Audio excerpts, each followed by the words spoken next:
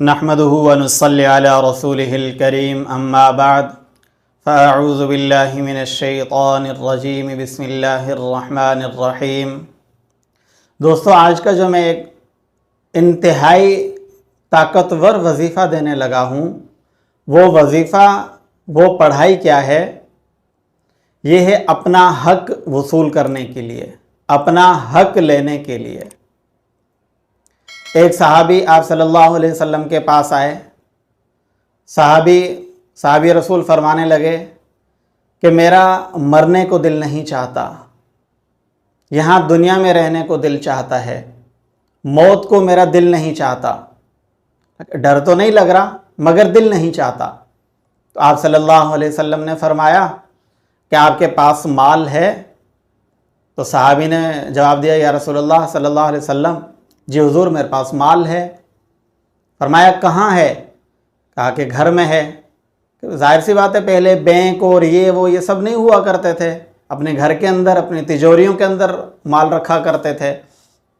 وہ مال جہاد کا سامان، اسباب کے طور پر بھی ہو سکتا ہے، وہ مال گھوڑے، اونٹ، خچر اس کی صورت میں بھی ہو سکتا ہے، وہ مال اشرفیوں کی صورت میں بھی ہو سکتا ہے، سونے کے سکوں کی صورت میں بھی ہو سکتا ہے، غرض ہے کہ کسی بھی صورت میں ہے۔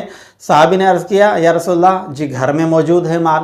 تو آپ صلی اللہ علیہ وسلم نے کیا فرمایا کہ اس کو آخرت کے لیے بھیج دو، اس مال کو آخرت کے لیے بھیج دو۔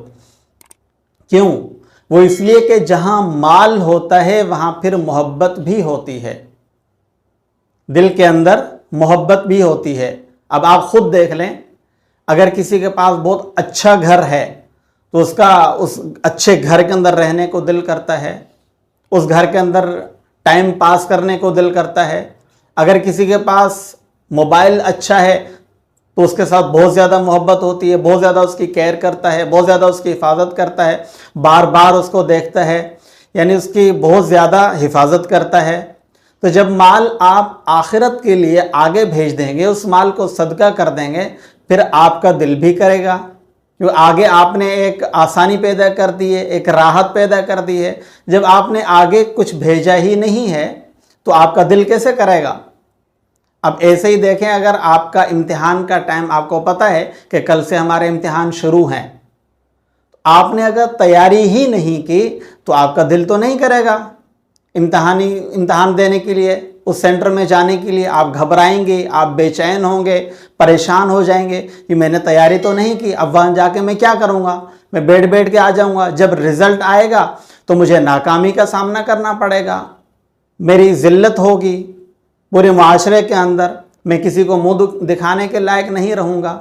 تو اسی طریقے سے آج آپ دیکھ لیں، صرف کورٹ کے باہر جا کے کھڑے ہو جائیں، آپ صرف ایک دن کورٹ کے باہر چلے جائیں، کورٹ کچہری کے باہر چلے جائیں یا تھانے میں چلے جائیں، تقریباً یہی کیس آ رہے ہوتے ہیں۔ باپ بیٹا جائیداد پر لڑ رہے ہیں، باپ کہتا ہے کہ میں باہر رہا، آؤٹ آف کنٹری، دوسری کنٹری میں رہا، ساری زندگی کما کے ان کو بھیجا، انہوں نے سب کچھ بنا لیا، سب کچھ اپنے نام کر دیا، اب مجھے گھر سے نکال دیا، مجھے گھر سے بے دخل کر دیا۔ یعنی ساری زندگی جس نے اپنے اولاد کے لیے سب کچھ کیا، وہی اولاد اب اس جائیداد کے اوپر قبضہ کر کے بیٹھ گئی، مگر یہ جائیداد جو ہے پھر فائدہ نہیں دے گی۔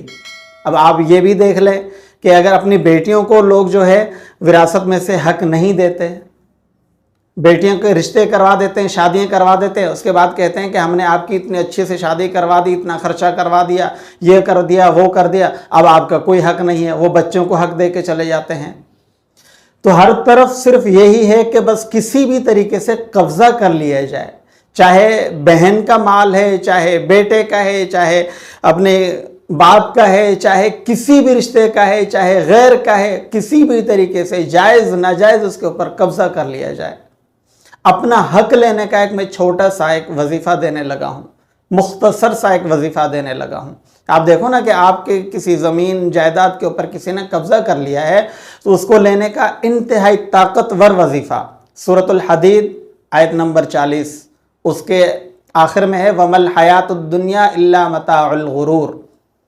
اس کو آپ 313 مرتبہ پڑھیں، درود شریف اول آخر 11 دفعہ پڑھیں، 313 مرتبہ پڑھیں اور 13 دن تک پڑھیں۔ وَمَا الْحَيَاةُ الدُّنْيَا إِلَّا مَتَاعُ الْغُرُورِ۔ تو جس نے بھی آپ کا حق لیا ہوگا آپ کے سامنے ہاتھ جوڑ کے گھر بیٹھے آپ کو آپ کا حق دے کے جائے گا۔ اس عمل کی آپ حضرات کو خصوصی طور پر اجازت ہے۔ السلام علیکم ورحمۃ اللہ وبرکاتہ۔